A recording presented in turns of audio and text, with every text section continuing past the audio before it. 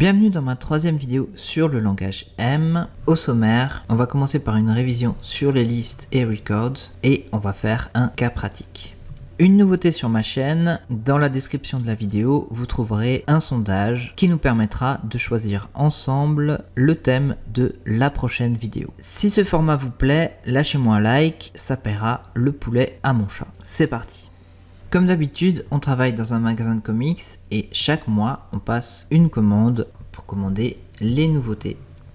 On commande ces nouveautés chez un éditeur et notre éditeur a la fâcheuse tendance à modifier les titres des comics en cours de route. Par exemple, ici, on a All New Spider-Man numéro 6.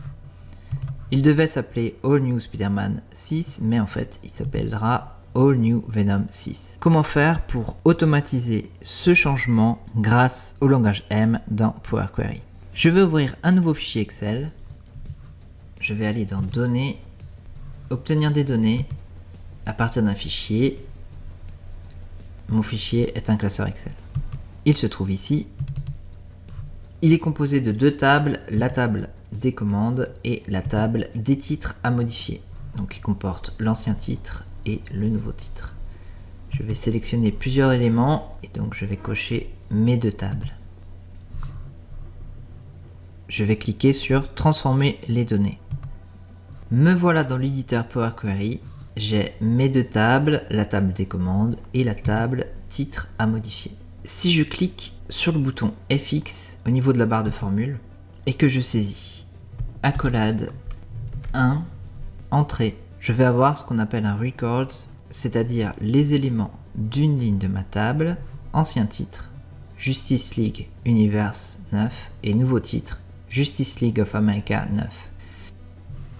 Si je supprime la formule que je viens de créer, je vois qu'il s'agit en fait de la deuxième ligne de ma table, tout simplement parce que Power Query commence à 0 et non à 1.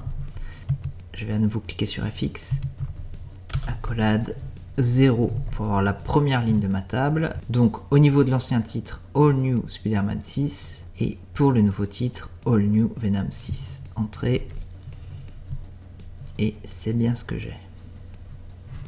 Je vais supprimer cet élément. Et à présent, pour sélectionner une cellule dans ma table, je vais faire référence à l'intersection entre la ligne et la colonne. Je vais cliquer sur FX et on va imaginer que je vais rechercher cette cellule, le nouveau titre, Justice League of America. Il s'agit de la deuxième ligne de ma table, mais comme Power Query commence à 0, je vais saisir accolade 1.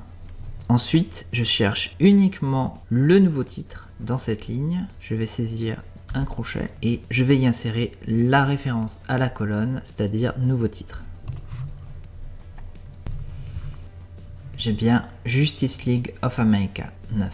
Je vais copier ce bout de code, je vais revenir en arrière, je vais à nouveau cliquer sur FX, je vais coller mon code et cette fois, plutôt que de faire référence au numéro de la ligne dans la table, je vais faire référence à l'ancien titre.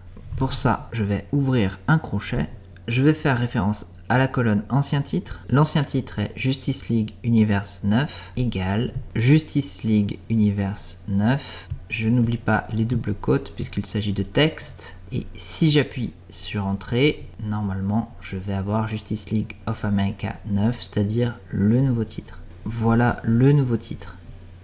C'est un code similaire que nous allons utiliser pour remplacer les titres erronés dans la table commande.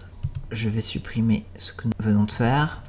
Je vais aller dans la table commande et je vais ajouter une nouvelle colonne, colonne personnalisée. J'ai la boîte de dialogue colonne personnalisée qui apparaît à l'écran. Au niveau du nom de colonne, je vais nommer ma colonne titre rectifié par exemple. Les anciens titres sont dans la table titre à modifier, donc je vais saisir titre à modifier. Une accolade. Dans cette table, je cherche la colonne ancien titre, un crochet et je saisis ancien titre. Ce que je veux sélectionner, c'est les anciens titres qui sont contenus dans ma colonne commande de la table commande. Égale, à nouveau des crochets, la colonne commande je ferme mes crochets une fois, je ferme mon accolade et je veux les remplacer par les nouveaux titres. À nouveau un crochet et je saisis nouveau titre.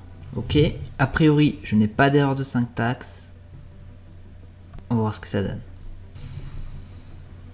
All New Spider-Man 6 est bien devenu All New Venom 6. Justice League Universe 9 est bien devenu Justice League of America 9.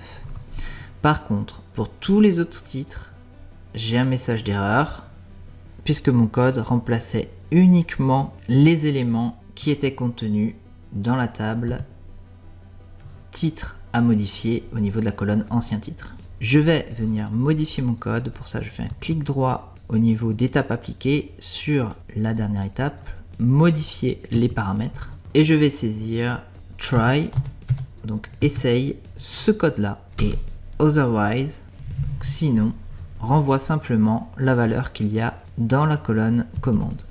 Ok, et voilà mes titres modifiés. Donc j'ai bien ici Spider-Man qui est devenu Venom, Justice League Universe qui est devenu Justice League of America. Ça a l'air de marcher. Je vais garder ma table comme elle est. Je vais simplement aller dans Accueil, fermer, charger, fermer et charger. Voilà ma table avec les anciens titres et les titres rectifiés. Et maintenant, vous allez me dire, ouais Boris c'est cool, mais qu'est-ce qui se passe si le mois d'après, au niveau de nos commandes, il y a de nouveaux titres à rectifier? Eh bien, j'ai prévu le coup, le mois d'après, donc c'est le fichier mois 2, j'ai à nouveau des commandes et d'autres titres à modifier. Donc All New X-Men 7 devient All New Uncanny X-Men 7 et Batman Universe 10 devient Batman Dark 10. Ok, je vais retourner dans mon fichier avec mon code Power Query et maintenant regardez bien, c'est magique. Ici j'ai ma requête avec Spider-Man qui devient Venom. Au niveau du menu données du ruban, je vais simplement aller dans obtenir des données, paramètres des sources de données. J'ai la boîte de dialogue paramètres de la source de données qui apparaît à l'écran. Vous voyez, ma source est mois 1. Je vais venir changer la source et je vais venir sélectionner le mois 2 qui est ici. Ok, j'ai bien mois 2 qui apparaît, fermé. Je vais actualiser mes données, actualiser tout. J'ai ma nouvelle commande. Batman Universe 10 est devenu Batman Dark. Et All New X-Men 7 est devenu All New Uncanny X-Men 7. C'est-à-dire ce que j'avais demandé au niveau de ma table titre à modifier. C'est tout pour cette vidéo. N'oubliez pas de voter pour le choix de la prochaine vidéo. Le formulaire pour voter se trouve dans la description. Et d'ici là, n'oubliez pas que je suis Spreadsheetman.